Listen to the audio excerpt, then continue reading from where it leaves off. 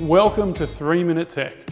These are the videos where we answer your technical financial planning questions without all of that jargon. Shot on location at our beautiful new offices, Level 37 QV1. Today we'll be talking about a really growing issue, the bank of mum and dad. Now, a lot of parents want to help their children, particularly entering the property market. But there's a few points that you really need to be careful of to make sure you protect your own interests. And that's what we'll be talking about today. So let's start with what is the bank of mum and dad. A lot of people refer to this, but it's simply a nickname for parents who want to assist their children via a loan or via a gift. Now that's very generous, but there's some legal and financial risks that come with that. And we'll look into that today. So what can go wrong? Well, there's a few things. For one, if you're providing the financial assistance to your child and they go through a relationship breakdown, you can potentially lose the capital if it's considered a gift. On top of that, if you're a guarantor for their loan and you can't help service that loan, you could potentially lose your own property. So it's important to take some steps to make sure you protect your own downside. So what can you do to protect yourself? Well, simply, you need to make sure you've given it adequate consideration.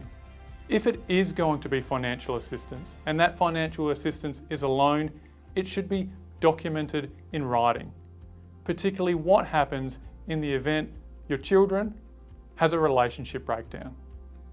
Now, if you're considering being guarantor, making sure you understand the underlying risks that come with this and making sure you're protecting your own asset base. On top of that, we really encourage you to seek some advice. This may be with your advisor or it may be through some trusted legal counsel. So what is the right balance? Well, for a lot of parents, they really want to provide some additional financial assistance, particularly given how high property prices are. But it's important they don't jeopardise their own retirement. So it's sitting down and making sure you understand what financial assistance is within your means. In addition, it's important to put it in writing. So having a loan agreement, making sure that when you are providing that financial assistance, it is documented as a loan where you want to be able to recall on it in the future.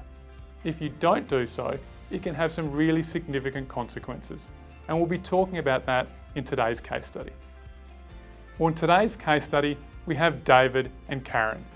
Now, David and Karen want to help their only daughter, Emma, into the property market. So they gift her $100,000. Now, 5 years down the track, Emma's relationship breaks down.